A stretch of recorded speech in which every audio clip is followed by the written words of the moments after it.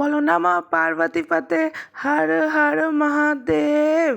শ্রাবণ মাসের দ্বিতীয় সোমবার বাবার দর্শন হওয়ার থেকে ভালো জিনিস হয়তো আর কোনো কিছু হতে পারে না। হ্যালো বন্ধুরা, আমি Mamata. Welcome to our channel Santa decodes. Santa Monday গেছিলো স্কুল, তো অভির আর আমার একটু কাজও ছিল। তো কাজ সারার পর তো আমাকে বললো যে নবদ্বীপ শ্মশানের কাছে একটা মহাদেব, ভীষণ বড় একটা মহাদেবের মূর্তি এবং মন্দির করেছে, যে জায়গাটাকে গৌরাঙ্গ বিহার বলে। চলো আমরা ওখান থেকে একটু ঘুরে আসি। আর জেনারেলি স্যান্টাকে নিয়েই আমরা সব জায়গায় যাই, কিন্তু সেই সময় স্যান্টা ছিল স্কুলে, আর কিছুটা সময় নিজেদের জন্য কাটাতে সেটাও বেশ ভালো লাগছিল। যদিও স্যান্টা কিন্তু সেটা জানে না, জানলে কিন্তু তিনি একদমই স্কুলে যেতে রাজি হতেন না। আর এই যে গৌরাঙ্গ বিহারের টাইম সকাল 8টা থেকে দুপুর 12টা পর্যন্ত এবং বিকেল 4টা থেকে রাত্রি 9টা পর্যন্ত। বিকেলবেলা এখানে একটা ফাউন্টেন শো হয়, যেটা দেখতে খুব সুন্দর লাগে।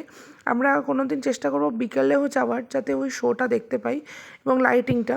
কিন্তু দিনের বেলা তো সেটা সম্ভব না, কিন্তু রাত্রেবেলা তোমরা যদি যাও তো তোমরা যেতে পারো, খুব ভালো লাগবে।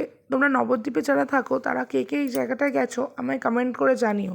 আর তোমরা যদি বাইরে কেউ থাকো, নবদ্বীপের বাইরে, আই মাস্ট সাজেস্ট কি একবার অন্তত এই জায়গাটা যেও।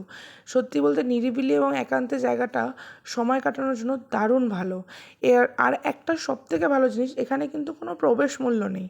আর ভিতরে একটা ছোট্ট ক্যান্টিনও রয়েছে, যেটা এখানকার লোকাল লোকেরাই চালান। তো সেই ক্যান্টিনটাও কিন্তু খুব সুন্দর। এখানে একটা বাবার শিবলিঙ্গও রয়েছে, যেখানে সবাই জল ঢালে। কালকে বহু মানুষ এসেছিলেন জল ঢালার জন্য। আর আশেপাশের জায়গাটা এত সুন্দর, বাড়ি আসতেই একদম ইচ্ছা করছিল না। কিন্তু যেহেতু স্যান্টা স্কুলে ছিল, স্যান্টাকে নিতে হতো, তাই যতটা চেষ্টা করলাম তাড়াতাড়ি বাবার দর্শন করে সুন্দর সব কিছু করে আমরা যাতে চলে আসতে পারি। এটা অবস্থিত নবদ্বীপ শ্মশানের একদম কাছেই, আর জায়গাটাও খুবই সুন্দর। আর ওপর থেকে ভিউটা নিতে আরও ভালো লাগছিল। এর সামনে একটা স্পেশালি ঝিল আছে, যেটা তো আরও ভালো। আর এই যে মন্দিরটা, এটা মানে এটা প্রভু তিনকড়ি গোস্বামীর সমাধি এবং তার মন্দির। আমার যদিও জানা ছিল না, আমাকে অভি বললো, তাই সত্যি বলতে আমার জানা হলো।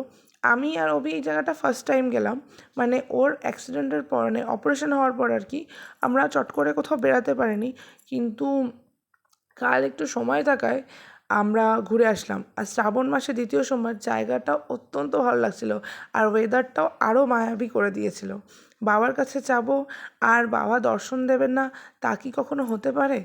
আর আমাদের ভিডিও কেমন লাগছে তোমরা কিন্তু কমেন্টে জানিও।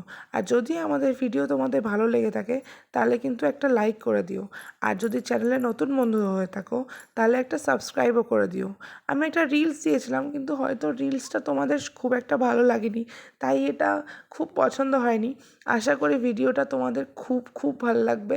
আর যদি আমাদের ভিডিও এরকমভাবে ভালো লাগে তো আমাদেরকে এইভাবে একটু ভালোবাসা দিও। তোমাদের সাথে দেখা হবে পরের ভিডিওতে।